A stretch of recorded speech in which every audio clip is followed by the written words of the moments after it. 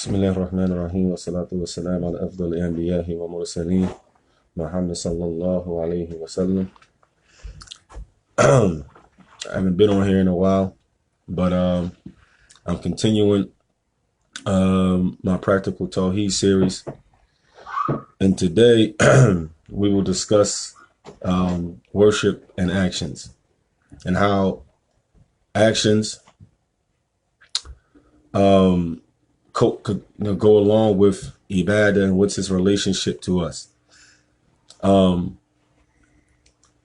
Sheikh Tawheed is actually giving a beautiful class on it, dealing with the issues of Iman from, I think, the book Tree of Iman by Sheikh Imam Sa'di, rahimahullah ta'ala, that I urge everyone to listen to. I mean, he's going through step by step exactly what is the relation of actions to Iman, which we won't go into because the Sheikh is actually going on himself. This is somewhat the same class, but not really.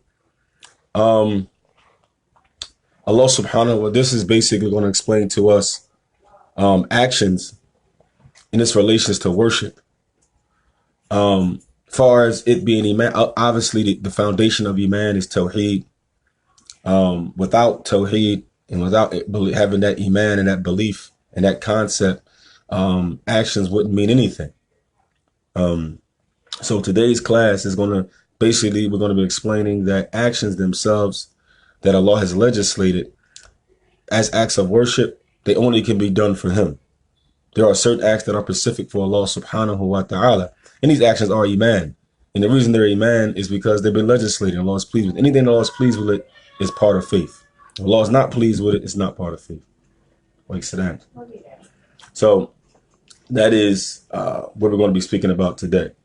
And Allah subhanahu wa ta'ala, He begins with Surah Al-Hud. And when He says Alif, Lam, Ra, He says Uhkimat ayatuhu thumma fussilat min ladun hakimin khabir. Allah begins and He says, this is a book that has been perfected and explained by the one all-knowing, all-wise, and having knowledge of everything in its detail. And it's important that we understand that Allah subhanahu wa ta'ala, what is in the book? And this is the book that has been perfected, every sphere of knowledge, and explained by one all-knowing and having knowledge of everything in detail. Firstly, the book is the Quran. What's in the Quran? Stories of the past, nations of the past, about Tawheed, but also inside of the Quran is legislations, actions that have been legislated for the human being to get closer to Allah Azza wa Jal.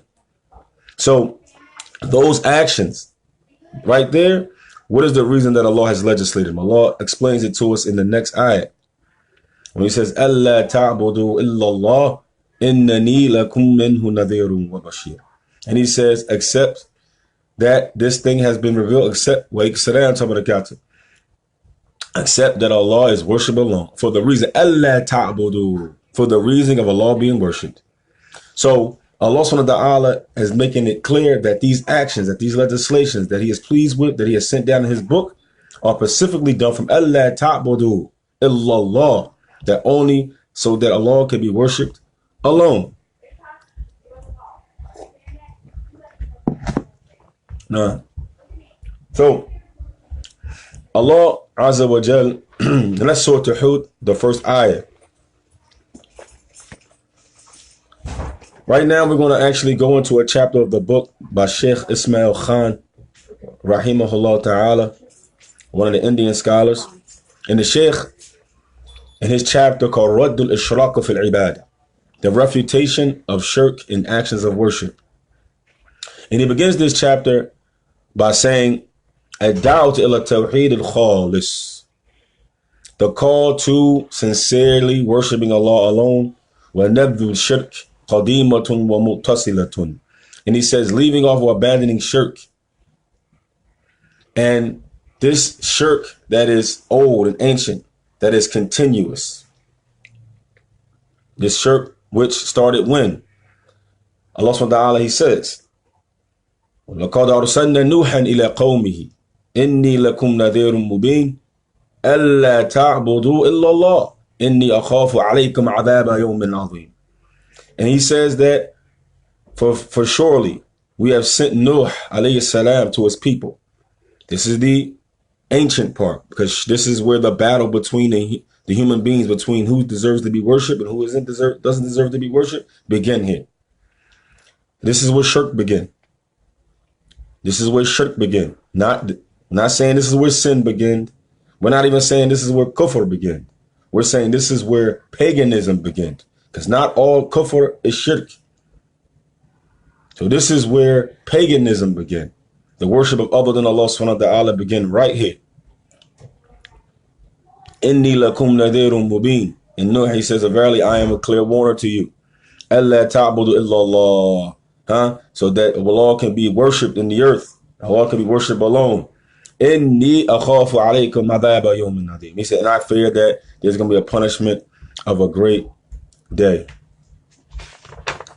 So, Shaykh Ismail Khan rahimahullah ta'ala, he begins and he says, فَقَدْ دَلَّ هَذِي آيَةً عَلَى أَنَّ الصَّرَاعَ بَيْنَ الْمُسْلِمِينَ وَكُفَّارِ بَدَأَ مِنْ أَحْدِ النُّهِ عَلَيْهِ السَّلَامِ. He said this ayat establishing the evidence that the sara'ah, the contention or the battle between the Muslims and the disbelievers. And the disbelievers, anybody that's not Muslim. A disbeliever is anybody that's not Muslim, and they're on levels, but this is not the class for that. Not every disbeliever is an open enemy. And not every disbeliever is on the same level. But anyone who does not believe in Allah, that worship alone, does not believe in the Prophet ﷺ as the last messenger, or the Quran is revealed from Allah, is not a Muslim and is a disbeliever. And he says, فَمَا زَالَ صَادِقُونَ مِنْ عِبَادُ اللَّهِ يَنْحَوْنَ عَنْ يُعَذِّمْ أَحَدًا مِنْ خَلْقِ تَعْظِيمًا يَلِقَ بِاللَّهِ جَعَلَ. And he says that there's not going to ever cease to be truthful slaves of Allah Azza wa Jal, that only venerate Allah subhanahu wa ta'ala and no one else from the creation. And they don't give anyone else from the creation attributes or things that are specific for Allah Azza wa Jal. What do we mean by that?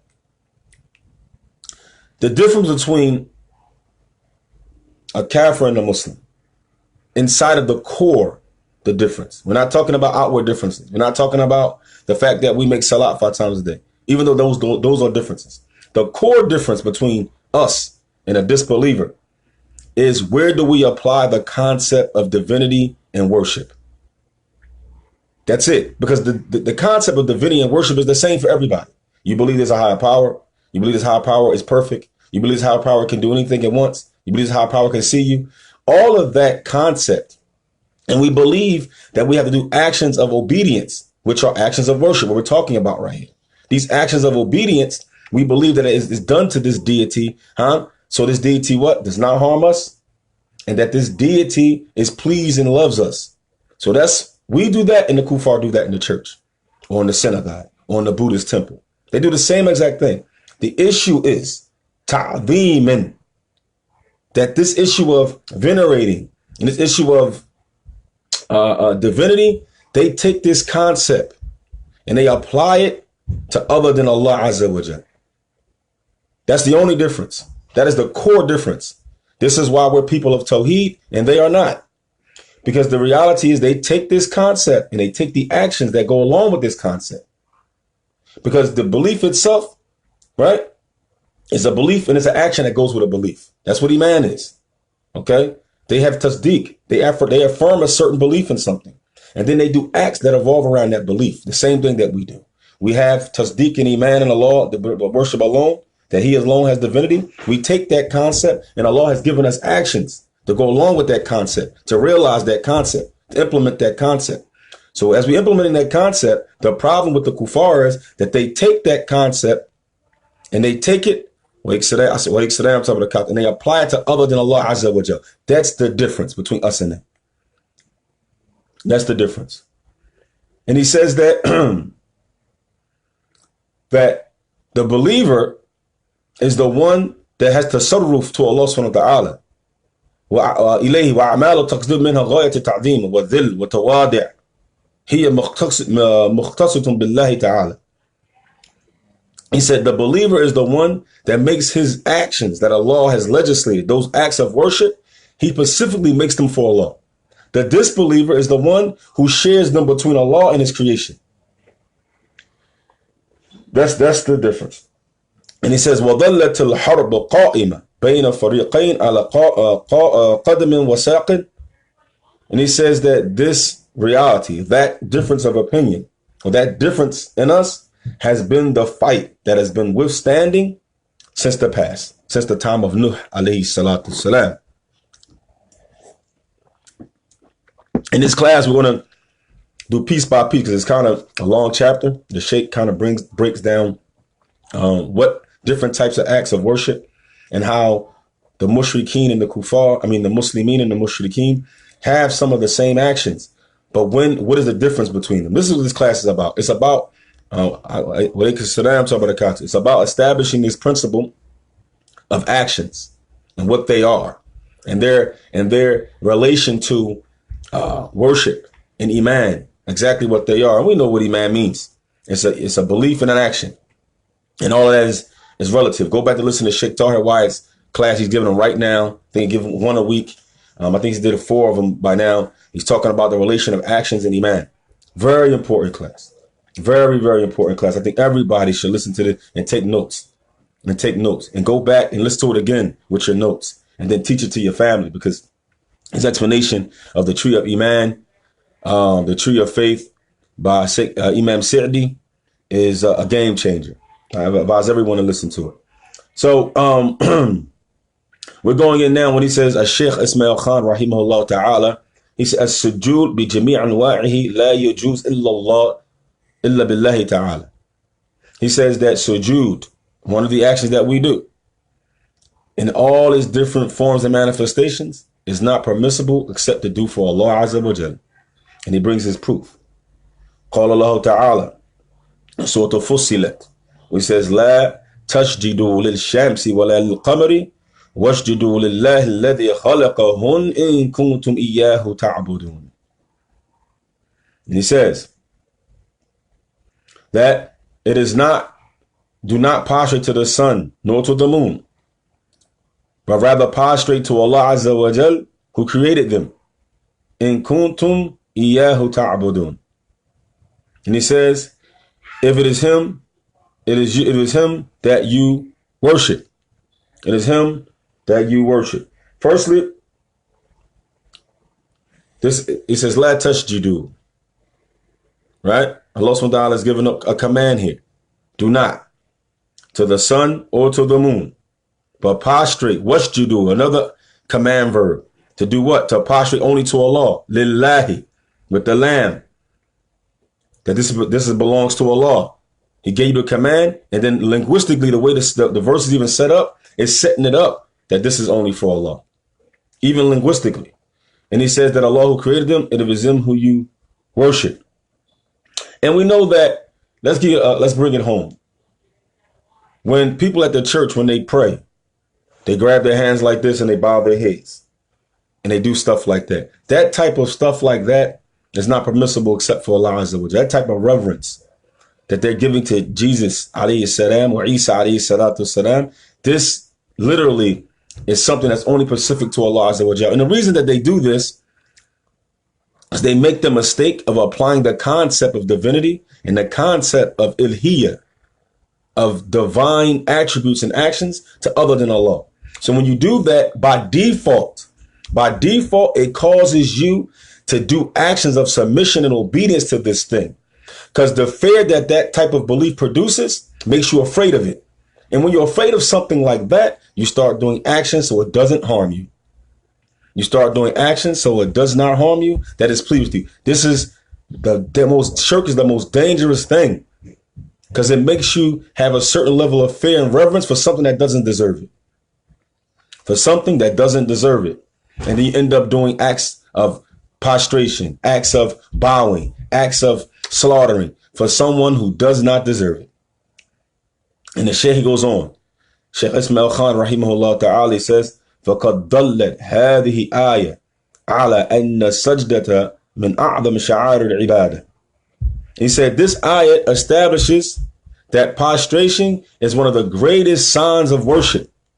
One of the greatest signs. And Allah Azza wa Jal has used the sun and the moon, two great things we see every day. Great things that do all this benefit for us. If you can't prostrate to them, how are you prostrating to a cross? How are you prostrating to a rock? How are you prostrating to something you made with your hands? How are you prostrating to a tree? The sun and the moon we can't even touch. We can cut a tree down. We can knock an idol over. I can break a cross. But Allah Azza wa Jal has made it impermissible to bow down to something that's greater than the sun and as great as the moon. But the human being prostrates to a tree and to a rock, into animals, into private parts. Because shirk bothers the aql of the human being. Shirk belittles the aql of the human being.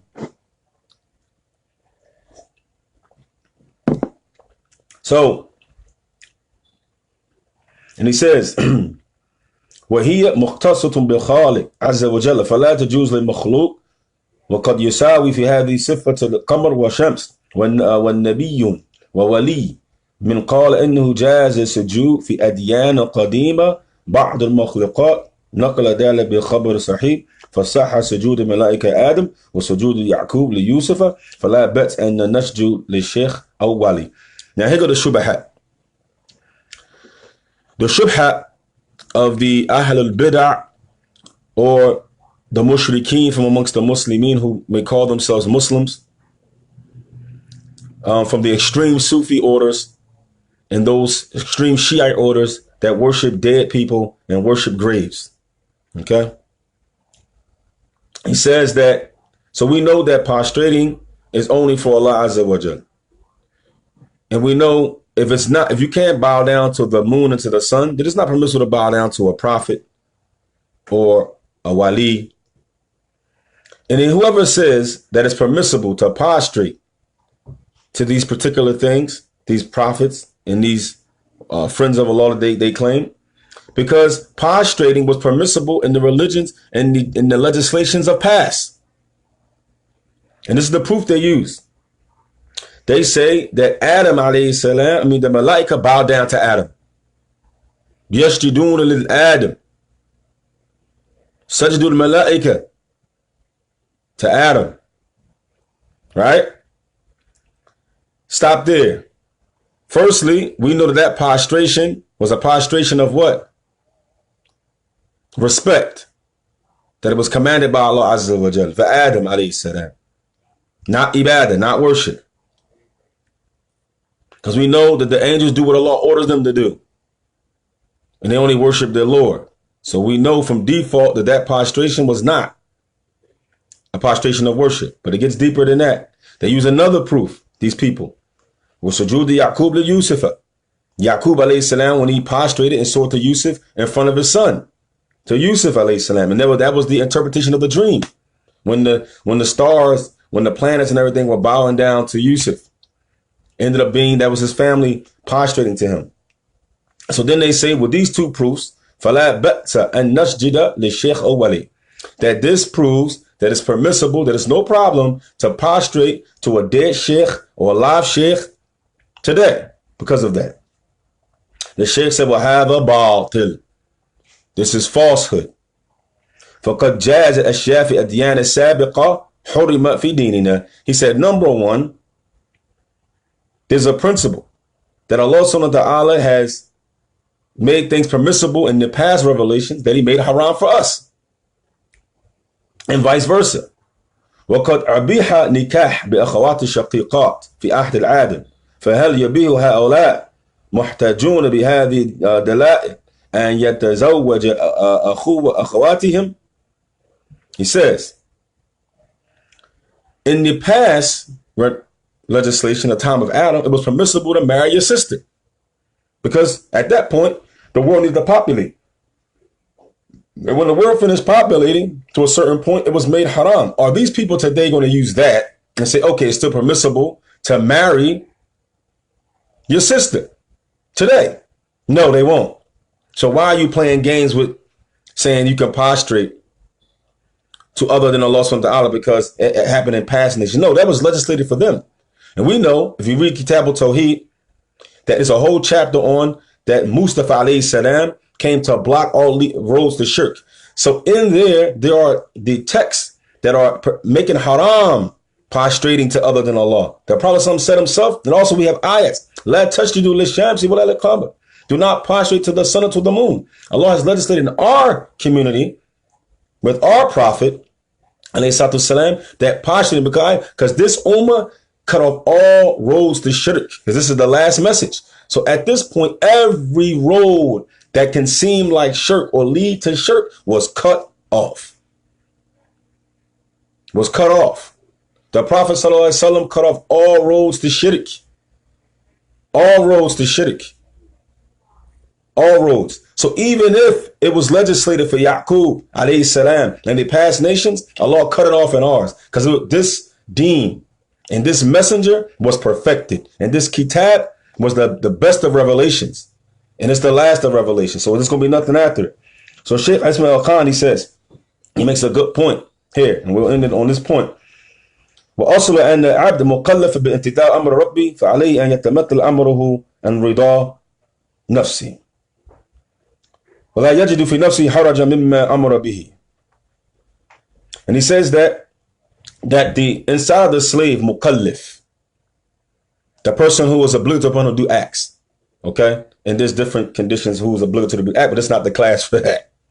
This is not the class for that. But anyway, the person who the actions are obligated upon, right? That it's upon him to obey the commands of his Lord and to do this with pleasure and to be pleased with it and not to find any harshness or any type of disgust with doing something that his Lord commanded. And he has no need to hold on to the older or the past legislations or even past customs from his custom or anything like that that goes against what Allah has legislated for him in this religion on the tongue of the Messenger of Allah والسلام, sent down in the book of Allah. Okay? Because this leads to kufr. As the Sheikh is saying here, Shaykh Muslim Khan, he said it leads to disbelief because you start disbelieving. If you hold on to a past revelation and you hold on to a past culture and that those things goes against what's been revealed now, and you deny ayats and you deny statements of the Prophet ﷺ to hold on to a past revelation that has been abrogated or a past culture that clearly goes against a principle, a foundational principle in a religion, this can lead you to disbelief, as the Sheikh is explaining here. He says,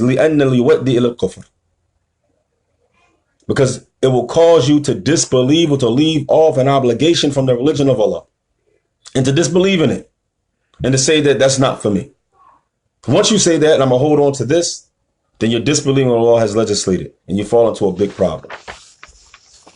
And the Shaykh, in the end, he brings an example of what he's trying to say. Okay? And I'll bring this example.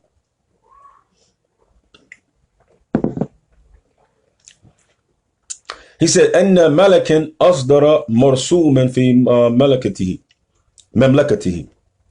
He says that a king is the decision maker in his kingdom. A king is a decision maker in his kingdom.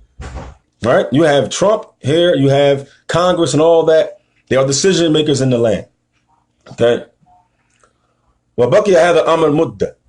Okay. Now this king makes a decision for something to be. And this thing lasted for mudda, whatever time period, a long time, short time, whatever time the king decides to keep this in place.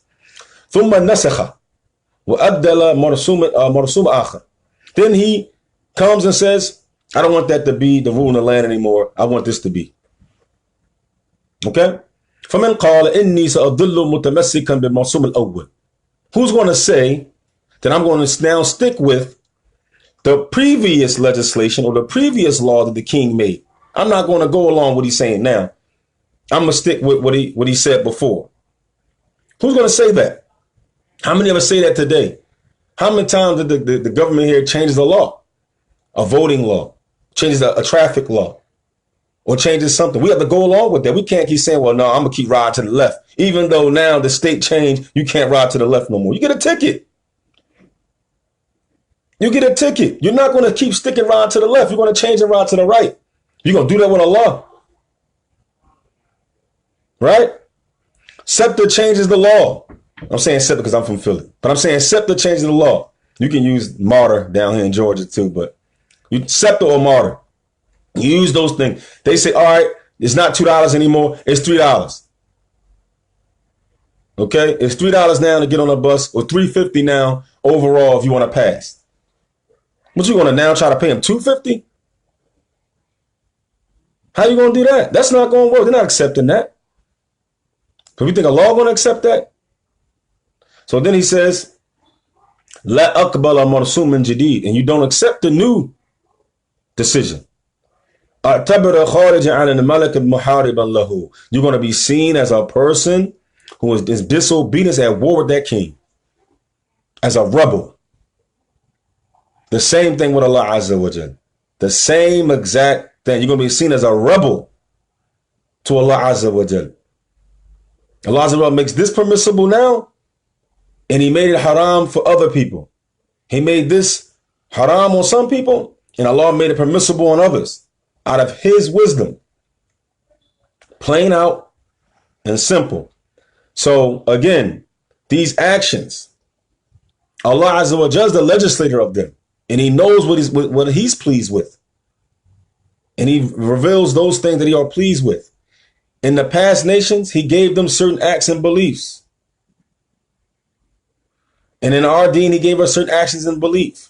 And every act that Allah has legislated that he's pleased with is from Iman. And actions themselves are from Iman. Like Sheikh Tawheed is saying, we can't keep saying it's in my heart. Because what was the point of Allah Azza wa Jalla legislating actions if Iman was just something that was just in the heart? It has to be actualized. And the really actualized Iman is through worship. And worship is not just something that's in the chest. It's on the limbs. It's on the tongue. It's in the heart. It should be a part of you. It should be what you are. Okay? So, inshallah ta'ala, may Allah subhanahu wa ta'ala have mercy on us. May Allah protect us from our sins and forgive us what we have done. And continue to establish us and give us khair. You know, and, you know, may Allah subhanahu wa ta'ala bring us all together upon Iman and Taqwa, you know, and shout outs to my co-host on the night shift, Abuesa. I love you, Akh. You know what I'm saying? Alhamdulillah, may Allah put everything on your scale, Akhi, and make it easy on the Ummah to move forward and to be a better Ummah and follow the manhaj of the Salaf in a better way, in a clearer way. Allahumma ameen. Assalamu alaikum wa rahmatullahi wa barakatuh.